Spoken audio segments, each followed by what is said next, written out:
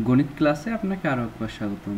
আজকে আমরা কিছু এমসিকিউ প্রশ্ন নিয়ে আলোচনা করব, যে প্রশ্নগুলো বিভিন্ন প্রতিযোগিতামূলক পরীক্ষায় এসেছে। তো আজকের প্রথম যে প্রশ্নটি আছে, কে গণিতবিদ নন, এটি 24তম বিসিএস পরীক্ষায় এসেছিল। তো এখানে সঠিক উত্তর হবে গ নাম্বার, ইবনে খালদুন। ইনি গণিতবিদ নন। যুক্তি: ইবনে খালদুন একজন প্রখ্যাত সমাজবিজ্ঞানী। ওমর খৈয়াম, আল খারিজমি ও উলুগ বেগ এই তিনজনেরই গণিত শাস্ত্রে অবদান রয়েছে।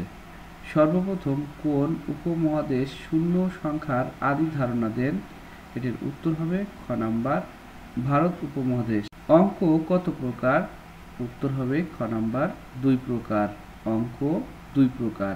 শূন্য আবিষ্কারক কে? এখানে যদি অপশনগুলোর মধ্যে ব্রহ্মগুপ্ত থাকে তাহলে উত্তর হবে ব্রহ্মগুপ্ত, আর যদি এইভাবে অপশনগুলো থাকে তাহলে এখানে উত্তর হবে আর্যভট্ট। অর্থাৎ শূন্য এর আবিষ্কারক ব্রহ্মগুপ্ত থাকলে অপশনে এটা দিতে হবে, আর যদি না থাকে তাহলে আর্যভট্ট উত্তর হবে। কোনটি সংখ্যা নয়? এখানে সঠিক উত্তর হবে ঘ নাম্বার, কারণ 8 হচ্ছে একটা অঙ্ক।